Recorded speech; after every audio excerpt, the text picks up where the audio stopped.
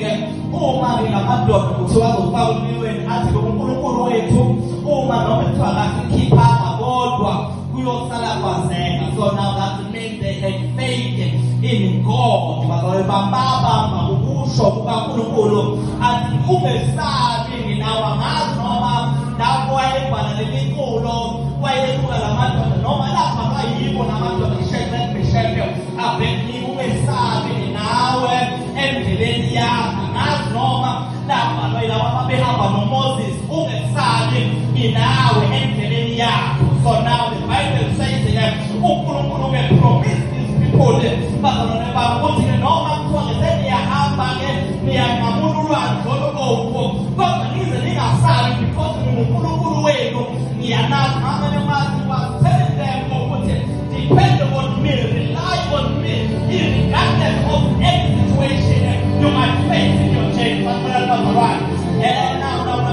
yonke into bazalwane babe eyenzekalayo in your life, bazalwane babe yonke into eyenzekalayo in your journey, bazalwane babe must learn to depend on him because now he knows us by name. Bazalwane babe ukuthi noma nihambe emanzini awazi kunigwinya noma ngathiwa nifakwe emlilweni nawe umlilo awuzi ukunishisa kodwa awuzuthi nabo ungashisi nje kuthiwa noma niphuma noma naniphuka nawo umlilo ngamanye amazwi ukhona umhlabelelani kule igcwele ezinzima njalo siyaqoba angazi noma wayebhalela bona yilaba babedlule empilweni. So now bazalwane babe sifunde siyijabulele ukuthi bazalwane siyiphakthize lento yokuthi noma sidlule empilweni singabi nalo iphunga. In other ways bazalwane babe uma umzalwane awungafanele inkinga zakho, uma umzalwane ungafanele isimo sakho akuthi noma isimo sakho sikugwinya kodwa kuzwakala ukuthi sidlule igcwele ezinzima njalo siyaqoba uma abantu bembona phuma abantu abakwazi uNkulunkulu lokuqoba uthawu bazalwane babe singabanqobileyo njalo siyaqoba bazalwane babe singabantu thina bakuqoba ngoba sinokukholwa. Lithi iBhayibheli akukho ukuthokozisa uNkulunkulu mntanandima ngaphandle kokukholwa. Sizwe bese siyamahubo athi bawuthi kusiwe othemba labo likuJehova lithi bazalwane bafanele iy'ntaba zaseSiyoni engenakunyakaziswa kanjalo njengoba iy'ntaba zihamba kuJerusalema uJehova uyabahanga abantwana sonawuphikimo babusisiwe othemba labo likuJehova. So now God promised them.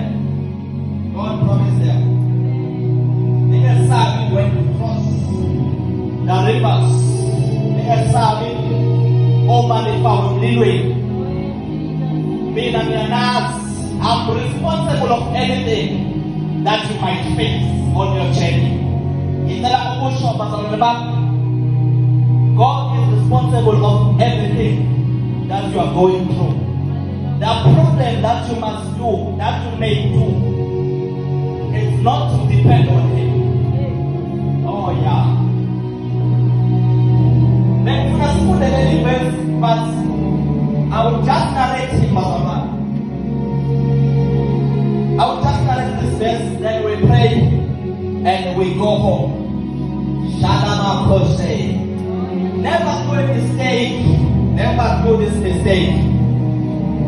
So don't trust God in your situation. Trust God in your situation.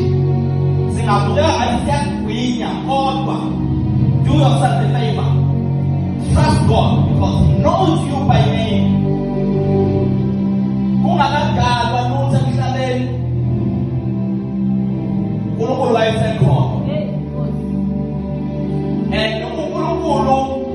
Jeremiah akwazi usalihlule ngakubusiza ngakudwelisa.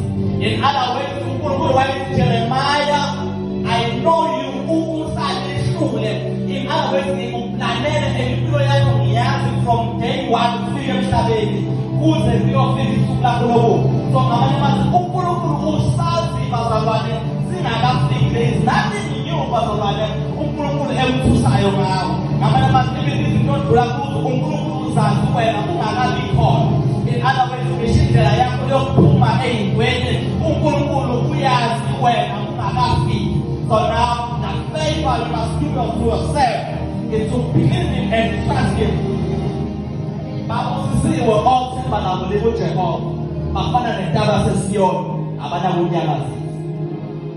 Akukho kumthokozisa uJehova ngaphandle kokukholwa. In other words, you can do everything. Ungashaya ichorus, ungachayipha, ungashaya ithomoyi, ungenza yonke into ongayenza, unganikeza, kodwa akukho ukumthokozisa uJehova ngaphandle kwabazalwane kokukholwa. So ukukholwa in the substance of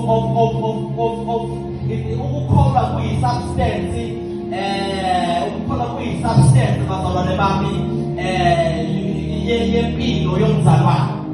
Nikhona bazalwane bami kuyisubstance yempilo yomzalwane. So ngamanye amazwi awukwazi ukuba umzalwane ungakholwa. But the Bible says ukusindiswa ukukholwa ngenhliziyo bese wenza njalo uvuma ngomlomo then lokho bese kuba yini ukusindiswa. So impilo yomzalwane yonke it revolves ekukholweni. So ngamanye amazwi ukukholwa in the center yempilo yenkolo.